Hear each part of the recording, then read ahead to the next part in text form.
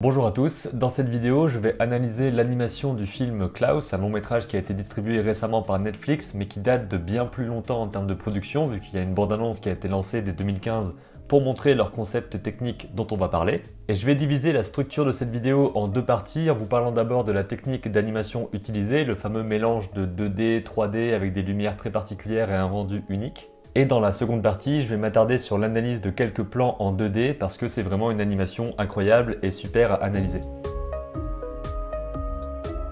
Rapidement, quelle est l'histoire du film? C'est l'histoire de Jesper, qui est le fils du directeur de la poste royale, qui est un très mauvais postier, un très mauvais élève, et que son père va envoyer sur une sorte d'île très paumée avec des gens bizarres à l'intérieur pour qu'il fasse un peu ses armes et qu'il prouve ce dont il est capable.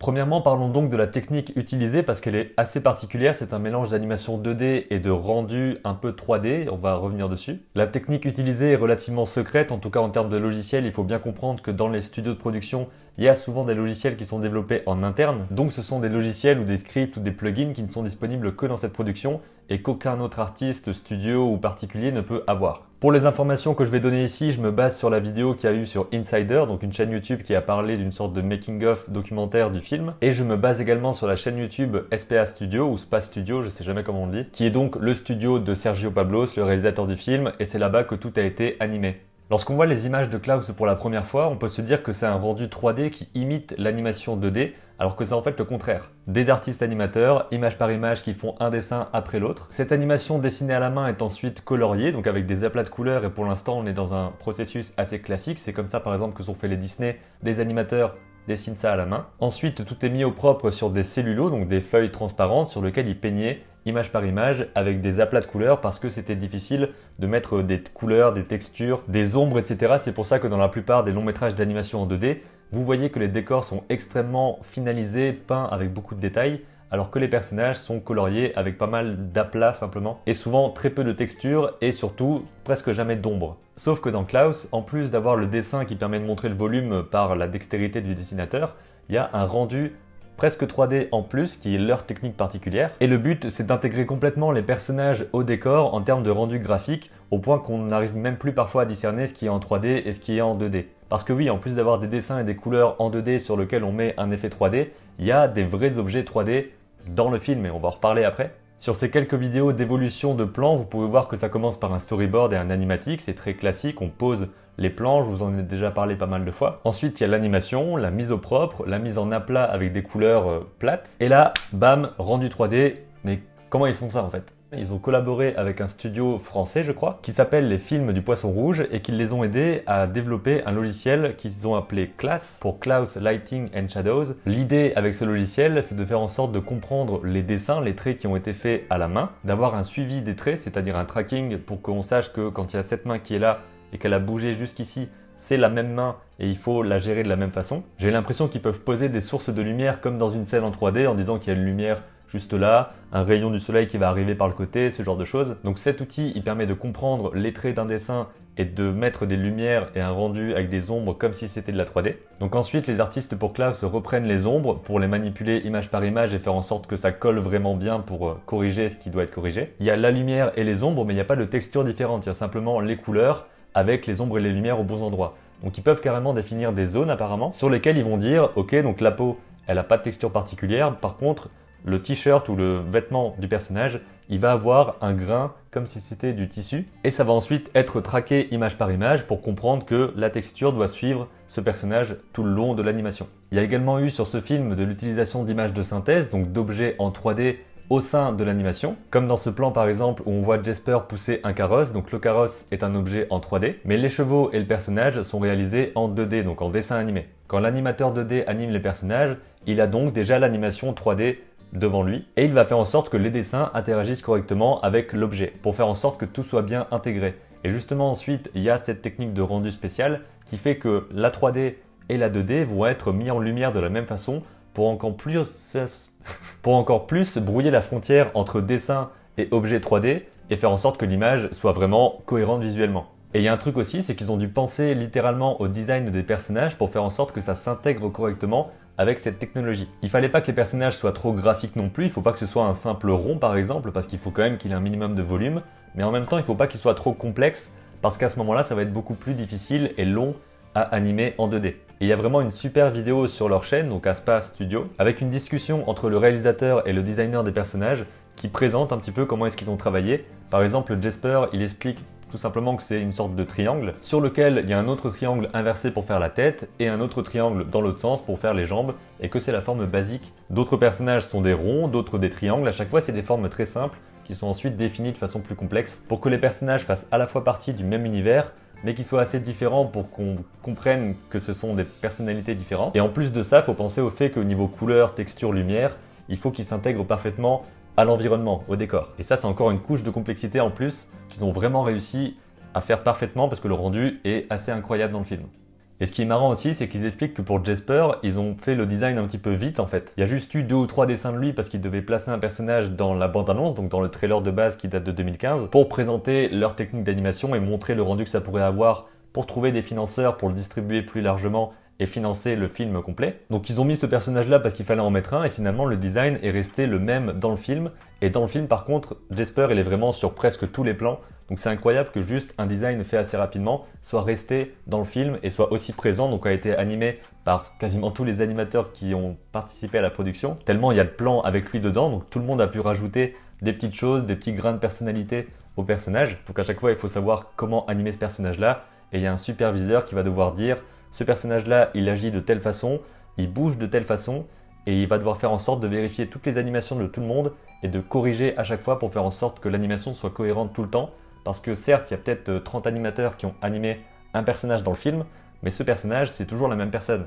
Donc il faut toujours qu'il bouge, agisse, parle de la même façon. Et ça, c'est un métier complet de devoir superviser tout ça, et ça doit être très compliqué à gérer. Donc voilà pour le côté technique en termes d'effets, de rendu, etc. pour le film.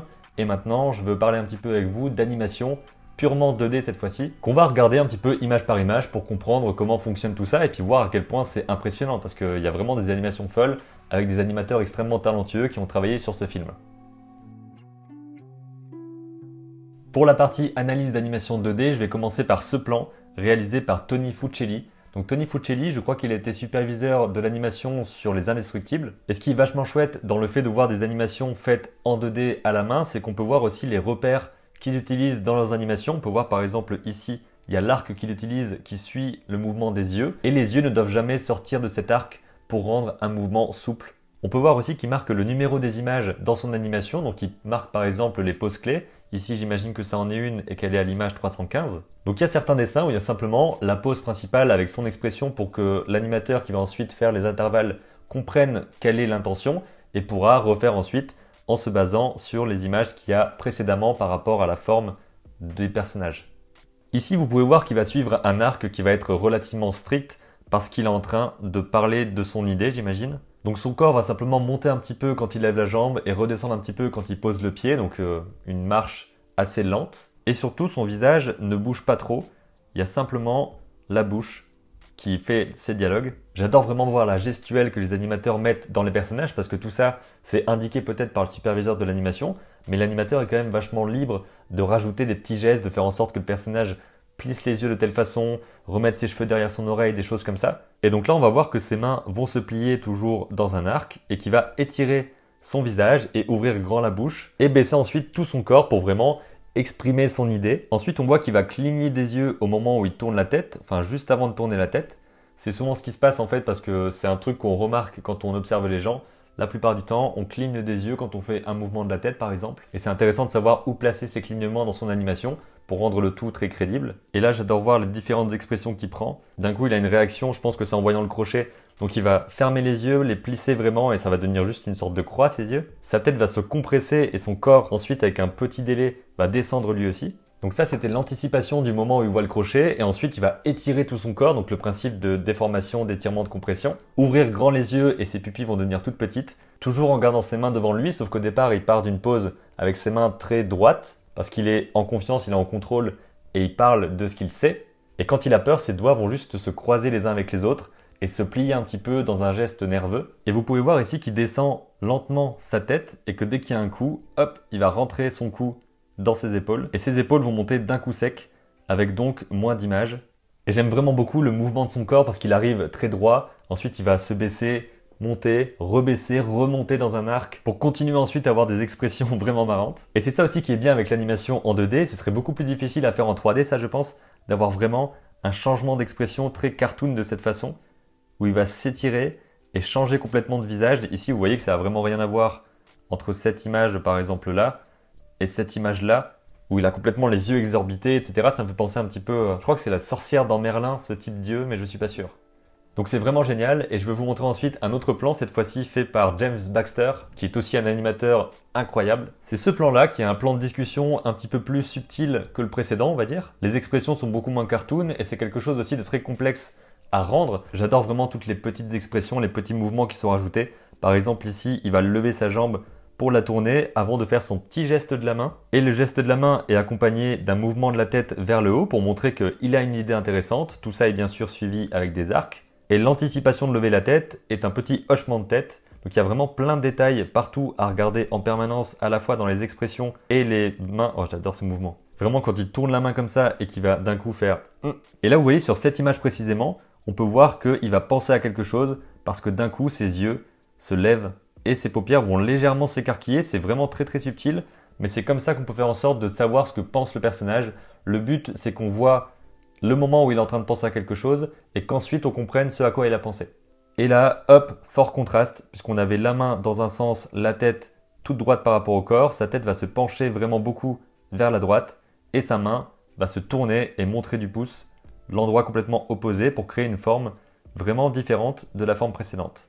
Et pendant ce temps-là, il faut aussi qu'on comprenne ce que pense et ce que comprend le personnage qui est à côté de lui, parce que lui aussi, il est le regard dans le vide, d'un coup il va lever la tête, ouvrir un peu la bouche parce qu'il comprend quelque chose, on a une respiration, parce que c'est à ce moment-là qu'il va être plus intéressé par ce qui est en train de se passer, et c'est comme ça qu'on voit qu'il a de l'intérêt pour la conversation qui se passe. Et j'aime beaucoup le mouvement de ses mains, encore une fois ici, où il va pas simplement avoir les mains comme ça, puis avoir ensuite les mains derrière la tête, il va vraiment faire des mouvements avec, donc ses mains vont se lever un petit peu, se tourner, on va avoir un peu une désarticulation des bras, et ensuite les mains vont se poser l'une après l'autre, donc tous les mouvements se font l'un après l'autre, mais décalés seulement de quelques images, et ça rend toute la fluidité en fait. Et des petits détails comme par exemple le fait que je pense qu'il pousse son chapeau avec ses mains ici parce que son visage bouge à peine et son chapeau se baisse.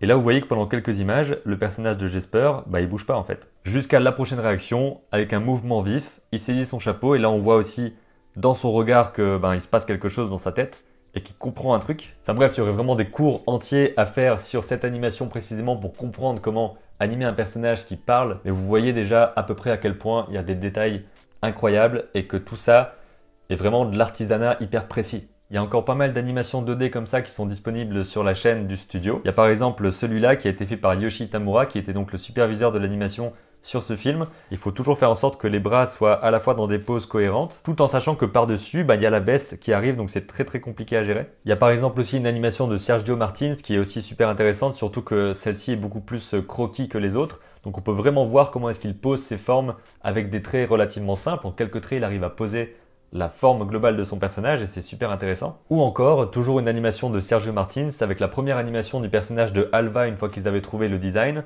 où on peut voir vraiment à quel point elle a une personnalité particulière en fait. On peut voir ses expressions de visage, on peut voir comment ses vêtements se déforment. Rien que cette pose-là par exemple, on le remarque pas en fait quand on regarde en vitesse réelle, mais le vêtement quand elle descend, forcément le vêtement il monte et il est ensuite en décalé par rapport à son corps. Il y a énormément de choses à apprendre de ça. J'espère en tout cas que cette vidéo vous a appris quelques petits trucs sur la technique utilisée dans le film et aussi sur l'animation 2D, surtout d'une complexité comme celle-là. J'avais déjà vu le film Klaus et je voulais en parler, mais certains d'entre vous ont commenté en disant que vous aimeriez bien voir une analyse, donc maintenant c'est fait. Vous pouvez toujours bien sûr mettre un commentaire pour dire quelle scène, quel personnage, quel film vous aimeriez voir analysé dans une prochaine vidéo. Merci d'avoir regardé celle-ci jusqu'au bout, je vous invite aussi à vous abonner à la chaîne parce qu'il y aura d'autres contenus comme ça par rapport au dessin et à l'animation qui arriveront par la suite. Je vous dis à bientôt pour une prochaine vidéo et d'ici là, comme d'habitude, créez vos images et racontez vos histoires.